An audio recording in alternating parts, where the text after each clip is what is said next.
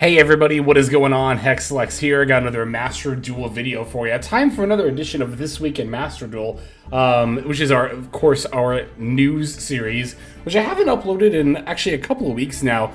Honestly, mostly because I really don't feel like there's been too terribly much in the way of news. However, we did receive a bunch of in-game updates today, which will probably be yesterday, the time this video is actually going to be going out, but today, the day that I'm recording it. And there's also some pretty interesting tournament results that I want to take a look at as well. On top of that, this will be different from a lot of other This Week in Master Duel videos, as we're going to be doing some pack opening. We're going to start off here with our in-game notifications. Got a few here following the Water and Wind event. A new tryout duel, Fusion Gate. This is going to be one of those events where you just get 3 wins for a single pack. This one will have Fusion Gate on each player's field zone at the start of the duel. So I think this one is actually kind of interesting, potentially. I don't know. At the same time, you do have to kind of acknowledge, like, okay, it just kind of makes certain fusion decks a little bit better. But is it really going to do that much more else? Who knows? Maybe there is a lot that can be enabled just by being able to fuse stuff inherently, you know, by banishing it from your hand or field. Either way, this is just a tryout duel, so do remember that this is only going to be for a single pack. For that reason, I tend to not really do these ever, mostly because I don't really think the time investment is really worth it. But if you think the format is fun, definitely give it a shot there.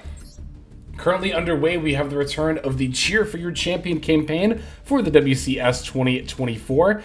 This, of course, will be the event that's correlating with the Yu-Gi-Oh! World Championship Series, which will be held, as we can see here, September 7th and 8th. So I had a lot of fun last year watching all of the games, and seeing the replays here in Client was pretty cool, too. I imagine that we are going to be seeing that again, so would look very, very forward to seeing how the World Championships play out this year. And sure enough, here is another page kind of talking more in detail about the event and the rounds here and all that fun stuff. I think it's the same format, yeah, the teams format from last year. So, and also to commemorate that, we have 2 bundles that I'm extremely excited about. The World Championship Series commemorative Stardust Dragon, as well as Junk Warrior Accessories bundle. And when I say we're going to be doing a little bit of pack opening, you better believe I'm about to snap both of these bundles up, as I am a huge Synchro fan. I pretty much always buy these FOMO packs, like, no matter what.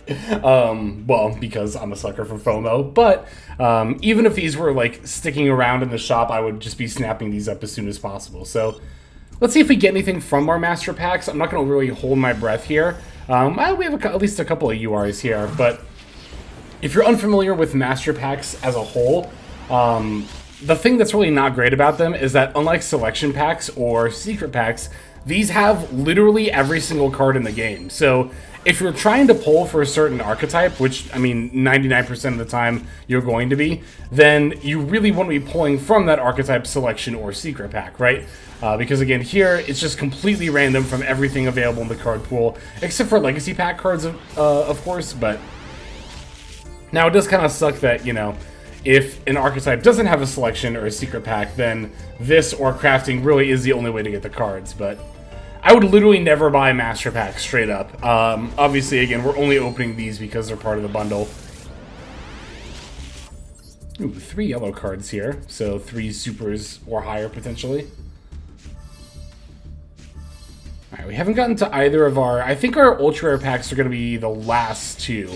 Because I believe the order that it goes in is it'll start on the bottom left and then go to right, and then go to the top left and then move to the right. So I think the ultra rare packs were the last 2 on the top right side of these. I guess the one nice thing about master packs is that you can pull alt art stuff, so there is that. If the next pack is looking kind of skippable for me, then I think I might try to pull some alt art tunings of the gems that my monthly gems that I save up for the new selection pack.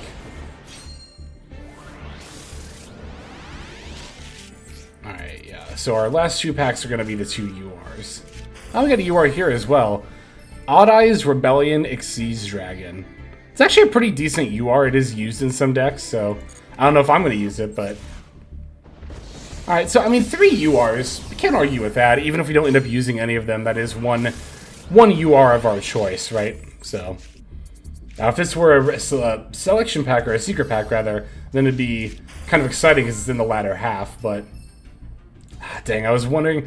I saw Rite of Armiseer, and I was like, ooh, I already have 3 of these, but if there's a royal upgrade, that'd be nice. But no royal upgrade, so... Alright, let's see what else we get out of this one. But yeah, I mean, 1,000 gems for those accessories and 1 UR of my choice. Oh, I mean, even a little bit more. I think that is definitely a pretty good deal. Alright, we got... a Quasar! Holy shit! Ah, dang. I saw the card flip and I thought it was going to be Quasar for a second. You know, I'm actually going to keep this one. Because if there's one thing that you all probably know about me, it's that I like summoning big synchro monsters. And while I think I would normally like to have 2 Cosmic Blazar for some decks like Centurion, you could also just play Cosmic Blazar and Shooting Quasar. See, this is my reward for buying into the synchro packs. Konami's acknowledging that I love synchro monsters. The Dolk is actually not a bad pull either. That was a really good, you know, that was a really good set of 10 Master Packs, honestly. Not even just for pulling 4 URs, but those are actually 4 pretty good URs. Like, none of these are bad cards. These are all very, very playable. So, alright, but we're not stopping there, as we're also going to pick up the Junk Warrior bundle here. Let's see what we get out of these Master Packs. Ugh, no glowing rainbow packs. That's not a good sign. We might have used up all of our luck in the first half. I'd like at least 1 UR. I don't think that's too much to ask for. And we'll Gimmick Puppet out of rank 4. Oh, it's got like the... Oh, it's like actual Gimmick Puppet monsters that are making it up too. That's cool. Detach 2, target 2, gain control. Huh, that's cool. Anyway.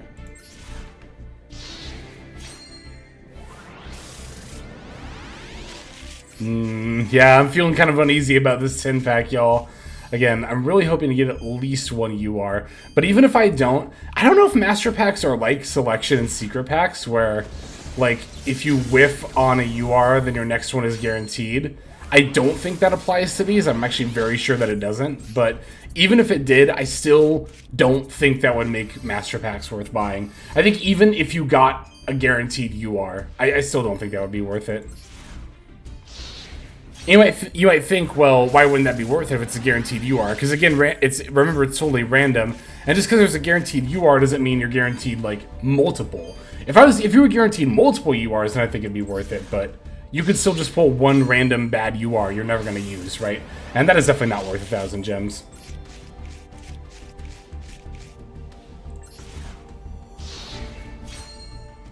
All right, let's see what we got here.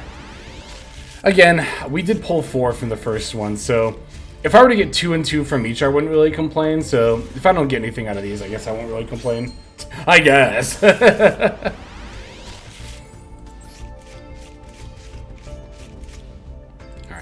2 more? 3 more. Nah, this doesn't necessarily mean anything. Oh, I mean, we did get a UR, so... The only animation that's guaranteed anything is if the pack glows rainbow, it's got a UR in it, so... Okay, I got my 1 UR. I'm satisfied. Ooh!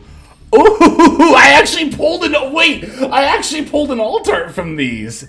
I pulled an alt art El Shaddai Construct. I said that weirdly. El Shaddai Construct alt art. Wow. I mean, I won't complain about that. I didn't really have any plans to use this card, but, I mean, I might now. Wow. Yeah, even if I don't, like, ever build Shaddai, I think I'm definitely gonna hang on to this. Like, that's really cool. Okay, alright, we will take that. I even said it earlier. I said it earlier in the video that you can pull alt arts from these. I didn't even recognize the card at first because it was the alt art. I was like, what is that? It's like, oh, it's... Oh, okay, it's a yellow upgrade. It can actually upgrade from no glow to rainbow. I was pausing to see if that would happen. This could still be a UR, though. Probably not, but... Nah. Okay, that's fine. That's fine.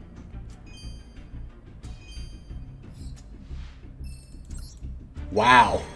Alt Art Construct from the Master Packs. Yeah, that was definitely worth 2,000 gems. 2,000 gems for 5 URs, one of which is an alt art, and the accessories. We definitely take that. We take that all day. All right. Well, I'm going to figure out what I'm going to do with that construct here. Oh, hey, look, we have a little World Championship 2024 tab now. That's cool. I haven't actually picked my champion yet. Maybe I should do that on screen here. Although, is it bad that I actually don't know off the top of my head, like, who's on which team? I'll have to look that up off camera and figure that out. But anyway, yeah, so I think that's pretty much everything in the client that I wanted to do, except, like I said, there are still some tournament results that I want to take a look at from the past. I think they're all from the past week. Actually, I know they're all from the past week. I think they're all even from the past few days, so... let's pop on over here to Master Duel Meta, and I'm actually going to start with, speaking of the World Championship 2024, there was actually a team tournament held with that style, the World's format style, which I always think it's really cool when there are fan tournaments in the format. I really wish that we would get the ability to play the World's format in client in Master Duel. I think that would be really, really sweet, but... it is really cool that there's fan tournaments out here doing the same. So, yeah, we'll go and just take a look here. Remember that so I guess because I haven't really explained it, I'm just assuming everyone was, knew how it worked last year. But basically the idea is it's a team tournament, 3 people, everyone's got 2 decks, but each team can only share 3 cards. So that's kind of the big gimmick of the format. And I think that's a really, really cool one, because it's going to ensure that there's going to be a diversity of decks, because no 2 people can play the same archetype, right? Because otherwise then you'd have to split the archetype among 2 different decks. And I think it allows a lot of really cool stuff to get a chance to shine. So it's a great format. So first place was Team BPD with Mordred Earl, level 100 Crobat. I recognize all these names, all great players. They shared Maxi, Ash Blossom, and Call by the Grave. Looks like Crobat brought Pearly as well as Monodium. Sorry, I need to take a sip of water here for a sec. Earl. Looks like Earl brought Branded and Fire King Snake Eye, with Mordred bringing Lab as well as Yubel. So again, like I said, you get a nice, good spread of decks here between all of the different decks that the team is using here, which is really nice. It's really cool to see, like, the Pearly deck end up with the Nibs. Obviously, there's the Grass is reserved for the Branded deck, but the Monodium deck still got to play Baldrakes, even though the Branded deck was still on the rest of the Bestial package. Lab is always a very good contender for one of these decks because it's very much like its own thing. You can get away without playing a lot of staples in Lab. The same is actually true of Branded. Even though it's a 60 card deck, a lot of these cards are stuff that, a lot of other decks won't necessarily miss, right? And then we also see, like, good spreading of hand traps between, like, the Pearly deck on Ghost Mourners, the Monodium deck on Ghost Spells, the Yubel deck got Veilers and Gammas, which again makes sense because decks like Lab and Branded don't necessarily need those kind of cards as badly. It's also per copy, right? So the Yubel deck got 2 of the Veilers, but then, as we see here, the Snake Eye deck got 1 of them. I think same with the Droll. I think somebody else, yeah. The Pearly deck has 2 of the Drolls, and then the Snake Eye deck got 1 of them. So that's another way that it can be split up. I think, like, Triple Tack got split up as well, right? 2 of them are in Pearly, or not Pearly, Yubel, and then 1 of them is in Branded because it's a Triple Tactics Thrust target, I assume. Yep, there's that. So, again, very, very cool way to do this, to do a tournament. I really love this format. Team GOT got second place here. They elected to share Maxi, Ash Blossom, and actually Imperm, as opposed to first place, which shared Maxi, Ash Blossom, and Call by. Let's see here. Looks like we have Yubel as well as Kashtira. Kashtira is actually another pretty good pick for this tournament because of, again, how many unique cards he gets to play. Fire King Snake Eye as well as Voiceless Voice. And then Salamangreat here with Foul. That's cool. Played alongside Lab with a bit of an Unchained package here. Look at the salad list here for a moment. This is sweet. Yeah, I really like this salad list. That's good. I like that it's playing Foul, especially. I like Foul actually quite a bit in Salamangreat, so. Good stuff. In top 4 for third place here, we have Team UWS, who, like the second place team, shared Maxi, Ash Blossom, and Imperm. They elected to play Ubel, looks like Tearlament, a pretty standard 40 card variant. Rika Sun Avalon for the second player, who also played Pearly. And then the third player was on, looks like Branded, as well as Fire King Snake Eye. Team T2 was one of the other top 4 cut teams here in 4th place. They shared Maxi and Ash Blossom, much like the other teams, but they elected to share Gamma, which is actually not that big of a surprise. Gamma is seeing a lot of play in this meta. I've noticed Gamma in more and more decks as time goes on, and for good reason. I think it's a very good card. So, actually, to be fair, because we're seeing Rika Sun Avalon here in the first team members deck here, and I think that is actually another pretty good pick for this tournament style, because again, it has a lot of cards that really only it would want to play, right? This person also played Fire King Snake Eye. Second team member here was on Lab, as well as Super Heavy Samurai. Wow, a pure variant, not even a pile deck. That's cool. We got Branded for the third person, who also played... What is this deck? Is this a time deck? Oh my god. So this last deck here, this is Devious. So the idea here, right, is that this is the third team member, meaning they're going to be playing presumably later than everybody else. And if this person is up to bat while the time for the round is low, wow, 3 Dion Keto the Cure Master. This is probably the only Master Duel meta deck that has any amount of Dion Keto that's like in, a tournament top cut that has Dion Keto the Cure Master. But again, at the end of the tournament round, all that really matters is having higher life points. So that is what this deck for the third teammate is aiming to do here. That's a little gross. It's a little gross. This is the epitome of like tournament play, like necessary evil. Like time limitations in tournament rounds is like the definition of a necessary evil, because like obviously you need to respect everyone's time, and if there's no time limits, then tournaments just drag on for way too long. But time limits also make stuff like this a thing. So like I said, very unfortunately a necessary evil. Alright, in top 8 we have Team YFN, who shared Maxi, Ash Blossom, and Triple Tactics Talent. A very, very good card. I'm a little surprised to see that being one of the shared cards, but this is actually one of my favorite staple cards. Alright, first person here played Lab as well as Tearlament. Second person played Naturia Runic. I almost said a Shizu for some reason. Naturia Runic as well as Fire King Snake Eye. Third person played Pearly as well as Ubel. Alright. Team PKJ sharing Maxi, Ash Blossom, and Callby. First player was on Tearlament as well as Dino. Oh, no, not just Dino. It's actually Dinomorphia specifically. Second player was on Lab. Lots of Lab. Again, very, very easy deck to play in this format. Alongside Ubel. And then finally, third player looks like on Rescue Ace as well as Voiceless Voice. Gonna take a look at the rest of the top cut here. Hey, these are more names that I recognize from quite a few of the tournament breakdowns. Team Kit on Maxi, Ash Blossom, and Callby. Another time deck here with some very basic burn cards. Again, probably about the only time you'll ever see Ukazi, Hinotama, Final Flame, Goblin Thief, Meteor of Destruction, Soul of the Pure in a tournament deck. Again, it's a little gross. It's a little nasty. Fire King Snake Eye was Whaley Davies' other deck.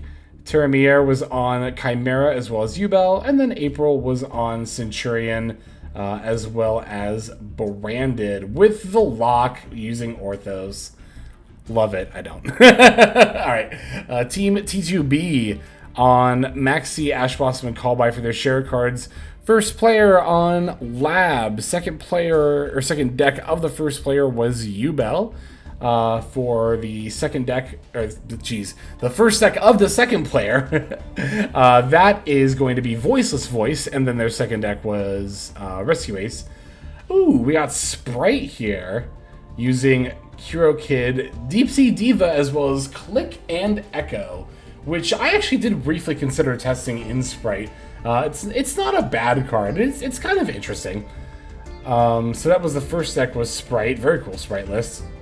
It's playing Shifter as well as Branded for the second deck. So, and that is going to be the tournament top cut for that. So I thought that was really cool. I thought that this was a very, very cool tournament format. I'd always love to see it when the Worlds format comes around. We do still have a few more tournaments we're going to skim over here. Not skim over, but we won't go into quite as much detail. China Master Duel Taiba Weekly. I really like this tournament series. There's a lot of interesting decks here. This one dominated by Yubel far more than usual, but the first place deck was actually the Phantom Knights deck. Phantom Knight with a lab package as well, a 60-card variant. Love this tournament series because there's always players cooking really, really cool stuff in this format, in this meta. It's so good. All right, we got Yubel here, one of the 7 Yubel decks coming in second. Looks pretty standard.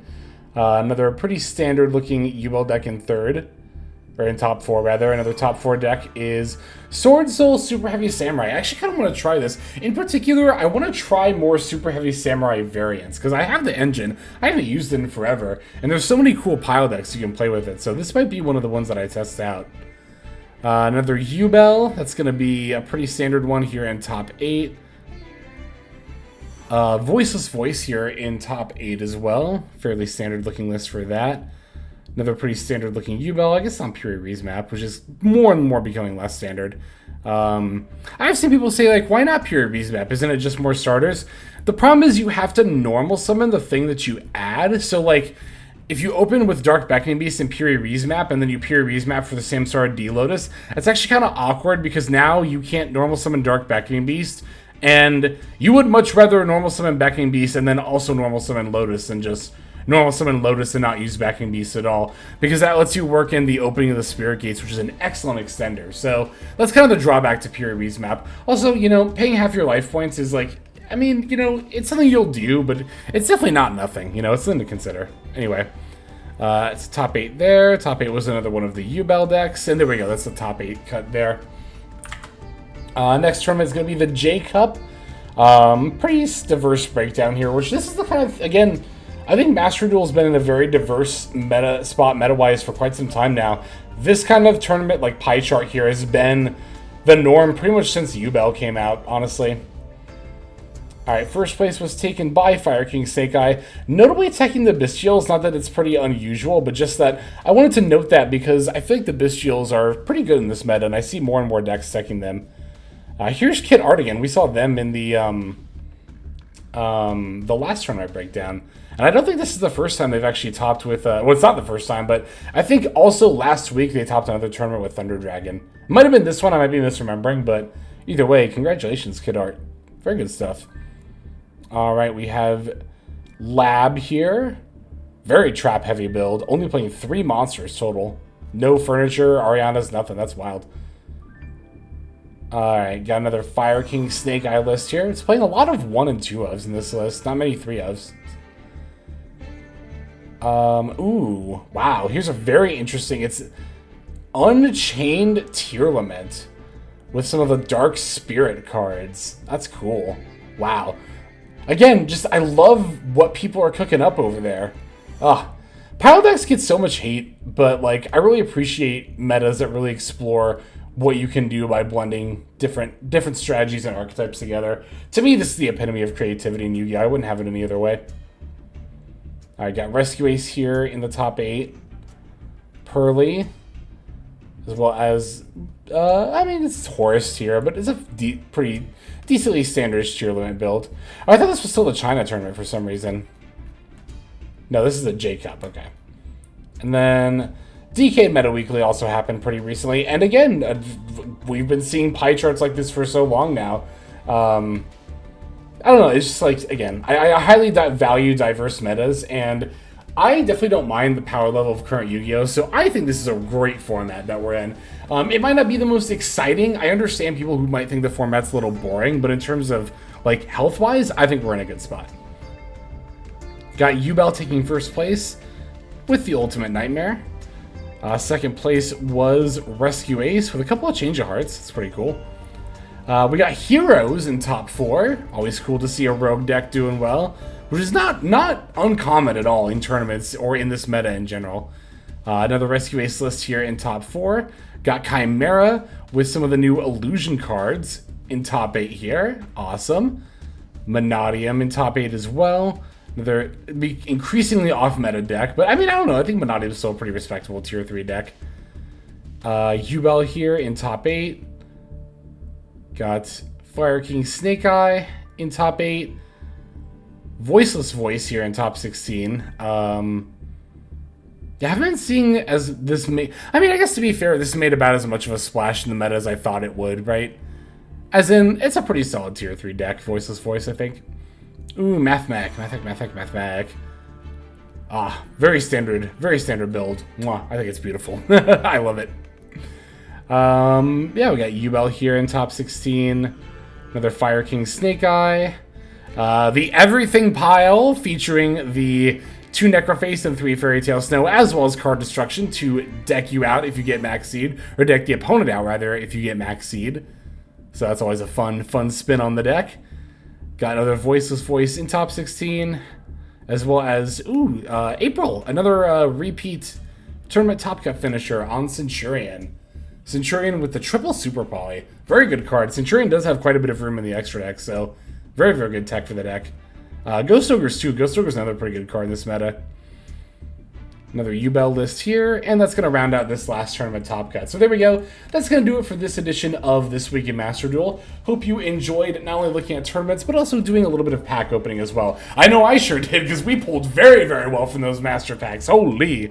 Alright, like I said though, that'll do it. Let's just move now to our outro. Hey everybody, Hexlex here. Just want to give you a huge thanks for watching all the way to the very end of the video. Believe it or not, that is actually one of the best ways that you can support the channel, is by watching the videos in their entirety. But there are many ways in which you can support the channel if you are so interested. The names that you're seeing on screen here, I gotta give an extra special thanks to, because these are people who have chosen to either become a member on YouTube, which if you're interested you can do as well via the join button next to the subscribe button down there, or have signed up over on Patreon and become members there. Link to that is going to be in the description below. Without the support that is being offered by, again, all the people that you're seeing on screen right here, I would not be able to take the time to dedicate to uploading daily YouTube videos. So thank you so very much. But there are also other ways you can support as well. Again, link to the description below. If you like my deck tracker that you'll see in a lot of my videos, the Untapped Companion, you can download that for free, and if you use my affiliate link down there, then that also goes a long way towards supporting the channel. That's, again, free. So is subscribing here on YouTube. That's also free and a huge way to support. You can also check out Twitch, once again linked in the description below. Following and subscribing over there will not only support as well, but also give you notifications of when I go live if you want to catch some of the live streams. But really, no matter how you choose to support, it all adds up, and it all definitely means the world. So thank you, each and every one of you. For now, this is Hexlex. I'm going to be signing out. But more than that, I'm hoping that you have a fantastic day.